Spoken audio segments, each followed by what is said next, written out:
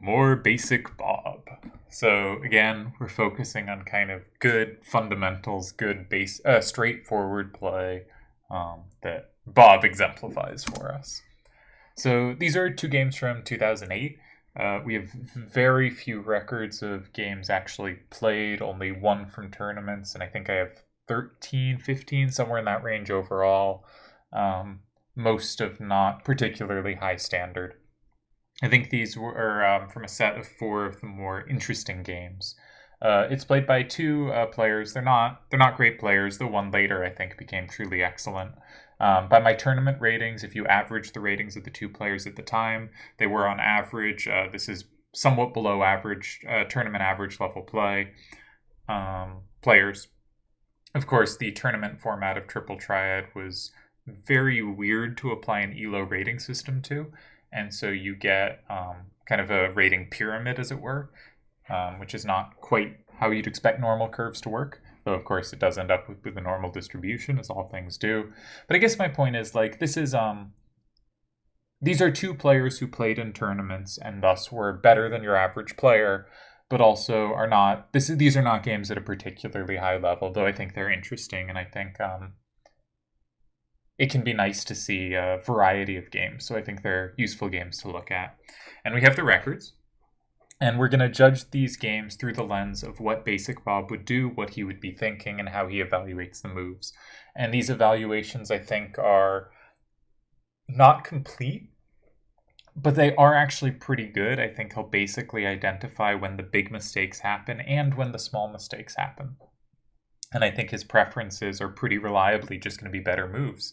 And it's going to turn out that having the kind of good fundamentals Basic Bob has is already going to put him at a clearly higher level than I think these two players were at this point in time. And so, Basic Bob, what a star. So we're just going to look through the games. I'm going to comment on them as Basic Bob, and we'll see how the games look. So here we've seen my hand preference is 4 corner hands, right? And if I look at these two hands, it is not obvious to me that that's happening, right? If I look at the hand on the left, I see there are sort of 2 cards that fit in 3, the top card and the bottom card. There is 1 card that fits in 7. There are 2 cards that fit in 1. There isn't really a card for 9. I guess 5, 2, 6, 7 sort of does double duty there, but it seems to me that we're not really very directionally balanced. And specifically, we're a little lacking in up-left power. And then second of all, the next thing I'd notice is, are we using cards that seem particularly powerful? And I should say this was from an article specifically about the top card. Is Futch, the 5267, a viable card in level 5 games? And it was rating its performance in each game. But if we look at the cards, it's clear 7/7 corners are the most powerful corners, and then the next highest corner type is 7/6/6s, and it seems that a 7/6/5 is dropping some value. The 5/2 part can plus wall 7s, but it turns out 6/7/6/3s are available, and the 6/3 part can also plus wall 7s while having more raw power. So this is not the kind of hand I'd build, because I would choose, again, speaking as Basic Bob, but also, in this case, as me as well, because these are just not as powerful cards as you have available. And if you're playing a game with no stipulations, it seems like I would have a hand more directionally balanced, and I would use more powerful cards. Either more 7/7 corners. I really like the 7/7/4 versus the 7/7/3/1, because that 4 powers up the 2 7s to be able to take opposing 7s. Looking at the red player's hands, it's a little easier to see where the cards are in the corners. The top and bottom, or the final 2 cards, the 4th and 5th cards, naturally fit in 3 and 7, so those corners are covered. The top card can fit in 1 or 3, we'll say it fits in 1, and both the other 2 cards are arguably corners for 9, so it's a little easier to fit this into having each of the corners covered. Also, the cards seem a bit more powerful. While I would prefer 6/7/6/3s to 6/6/6/3s, it is obvious what's going on. That 3 powers up the 6s to be able to dominate opposing 7s. The 7/6/6 is, I guess, the next best corner, though I'd prefer 7/7s. And the 7/6/4/3s, the 3 and the 4 kind of support the 7 and the 6, though those do seem like lower power cards.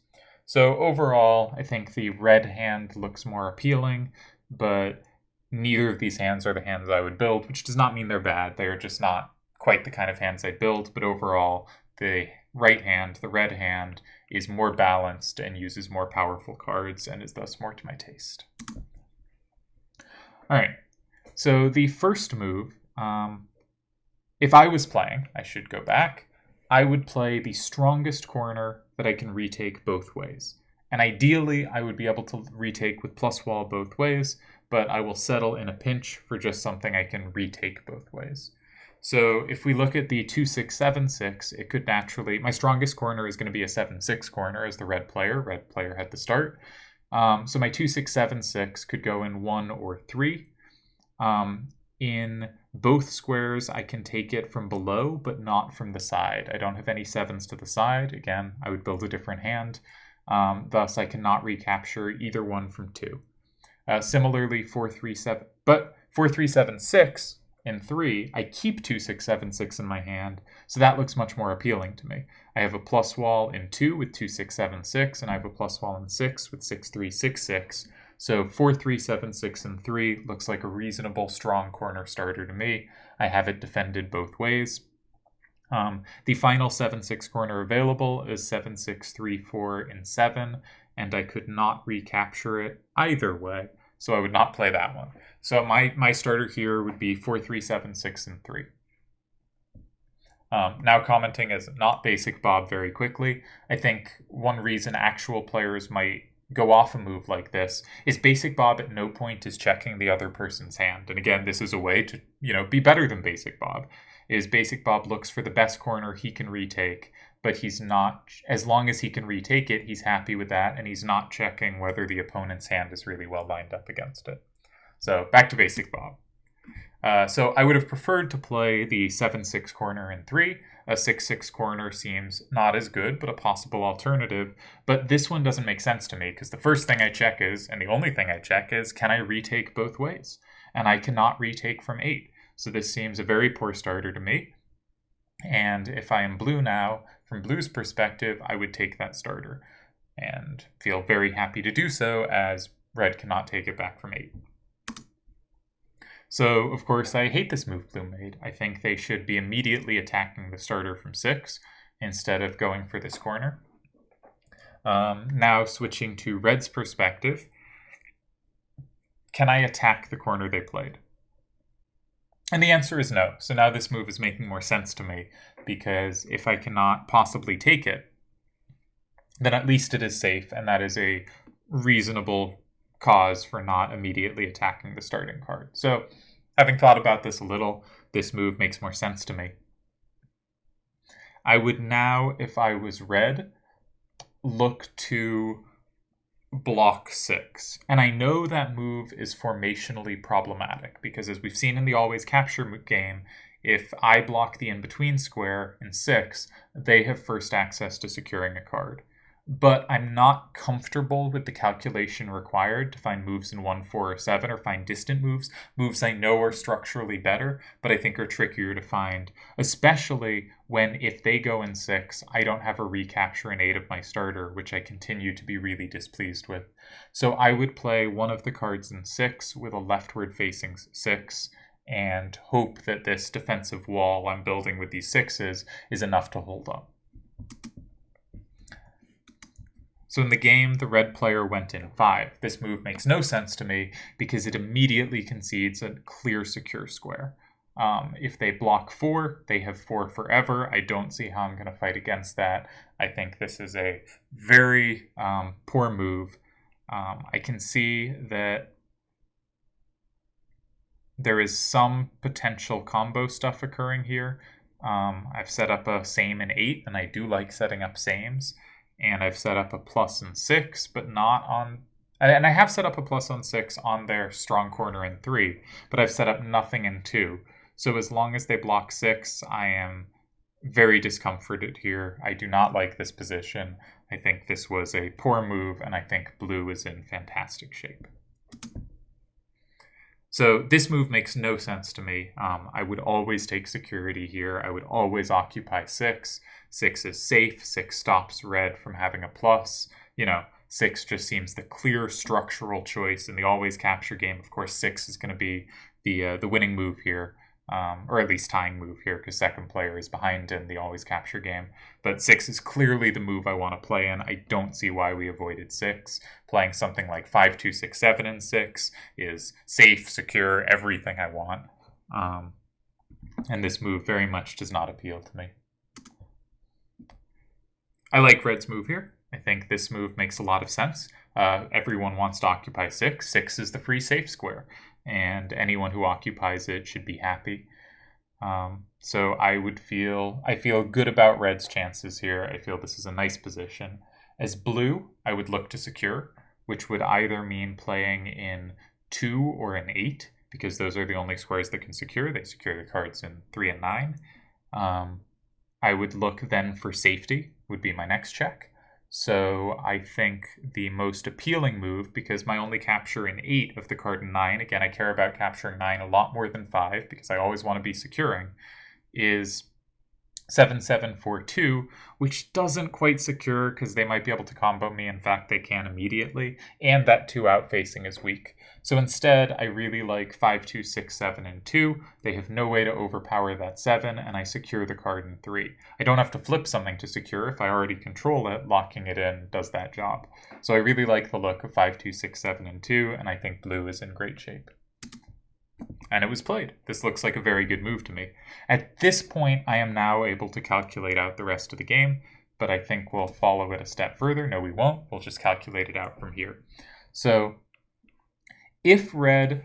one way to help calculation is not to think of it in terms of I need to look at every potential way to end the game, but to kind of divide up into sort of themes of what can occur, right? So first of all, if red plays in 7, either card flips anything, right? And thus, I can respond, for instance, with Marlboro in 8, I would flip a card and go up 7-3, and whichever card they held on to, they'd only be able to flip one back in 1, and I'd win. So I know moves in 7, I'll lose for them. And I don't have to calculate each one individually that much, because I see none of those moves flip anything. I can flip a card after, that puts me up 2 cards instead of 1, and they can only flip 1 back at the end, so I'm definitely winning all those lines. Of course, I also think 7 is fundamentally, a square they shouldn't be playing, because it's the only square that doesn't secure anything. So then I'd look at stuff at 8. They can play 2 cards in 8, only one of them flips anything. If they go in 8 and do not flip anything, then I can take it from 7. I will go up 7-3, they will go in 1, we know that only flips 1, so I'll win 6-4. So the only move I really have to worry about in 8 is if they can capture something. So 6-6, 3-6, and 8 captures 5, that makes it 5-5. And their final card can Marlboro, 2-6-7-6, can capture one thing from 1, and can't capture anything from 7. If I go in 1, I don't flip anything, they don't flip anything back, we end up with a tie. If I go in 7, I can flip the card they just played, but it doesn't actually combo anything. They flip 1 back. That looks like a tie. So 6-6, 3-6, and 8 is going to be a tie. And then we can check their moves in 1. 1 and 8 are the better squares because they are the squares that can secure. So 1, they can either capture or not capture there. If they do capture, say they play 2-6, 7-6, and 1, it's 5-5. And then if I capture that back from 7, the card in 4, they're going to combo me. And I'm just going to lose horribly whichever card I capture with. So instead, I am going to play, in that spot, 7-7, 4-2, and 8, which puts me up 6-4. 6-6, 3-6 captures 1 card back. It's a 5-5 tie. So that move ties, and that is the move that was played in the game. I skipped to the next game, but the move that was played was 2-6, 7-6, and 1, and the game ended up being a tie. The other move is 6-6, 3-6, and 1, after which I could capture their card in 9 from 8, but either way I would have a 2 to the left, and that would be very vulnerable to combos. So instead, the correct reply would be 7-7, 4-2, and 7, after which they can't capture anything, and blue wins. So we can go through all the moves, and we see the best red can do is tie, and they did play one of the ties here, and the game ended in a tie. So we'll move on to the next game. So here, blue has a new hand, and wonder, is it improved? And by checking the corners, I see we still have 5267, which is good in 3. We have 7722, which is good in 7. We have 7454, which looks to me like a utility card, right? The 4s power up the 7. It doesn't have, good corner strength. But then 6473 also looks like a utility card, with the 4 powering up the 7 and the 3 powering up the 6 to be able to take 7s. So this is 2 utility cards, so I'm already pretty worried the hand's not going to be as balanced, especially because the 2 utility cards are both vertical and neither is horizontal. It seems to me we're at a lot of risk of an unbalanced hand. And then the final card is 7553, which is another corner for 7, and we already have a corner for 7. So this hand strikes me as really unbalanced, and if we look, for instance, at its leftward power, it has 1-7, and then it goes 4-3-3-2, and the hand drops off really quickly there. I'm a little worried about its right power as well. It's just general side to side. To the right, it has 1-7, and then goes 5-4-4-2. You compare to the red hand, and they have a 7 and 2 6s going up. They have 3 6s to the right. They have a 7 and 2 7s and a 6 going down. They have 4 6s to the left. That hand just seems to have a lot more balance strength.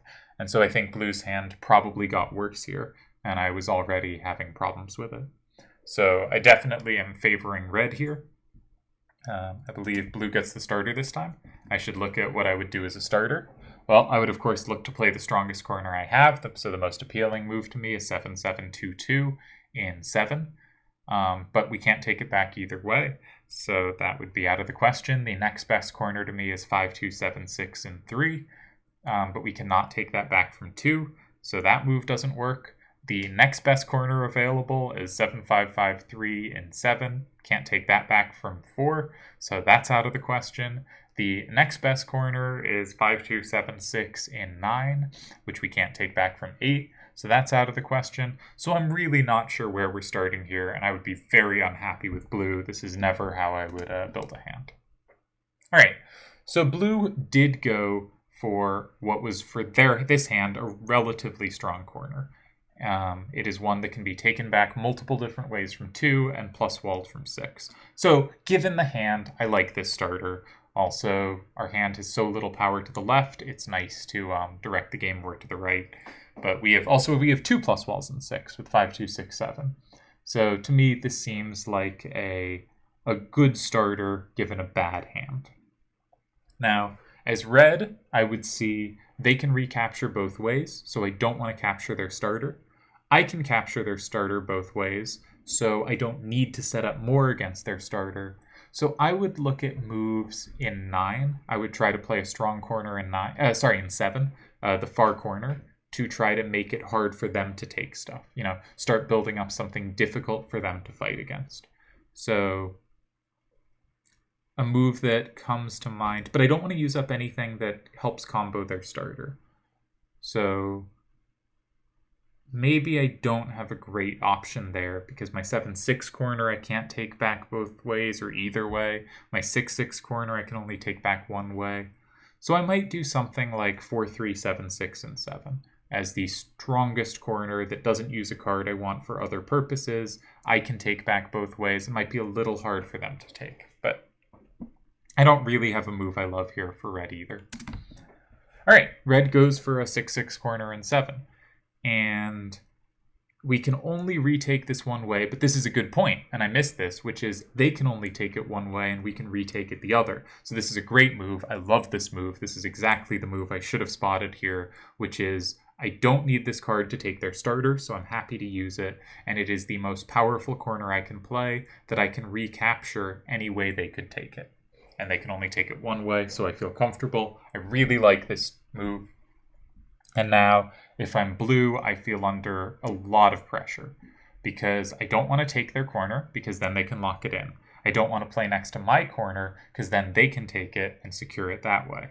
And so I don't have a lot of moves that don't immediately concede a securing move. So I would look to play in 1, 5, or 9 as the moves that avoid securing and probably try to play the strongest corner I could find here. All right, they went for 5, which is not the basic Bob type of move, but does it set up against their card? It does. 5, 2, 6, 7 now has a same in 4, and 7, 5, 5, 3 now has a plus in 8. So I think this move makes sense. I think this is a good move. It sets up against a corner that we could not otherwise deal with. I like this move. All right. I should probably have thought about what I do in the last position before moving on, but I like this move too. It doesn't secure anything, and it does concede secure moves, but it is safe, and it does same, so it can't be comboed back. So I think this kind of position in general, if we go back a slide, is tricky for me because there's a lot of options, and I don't want to concede secure moves, but also moves in 1 and 9 allow so many options. So maybe I'd try to go for a stronger corner in 1 or 9.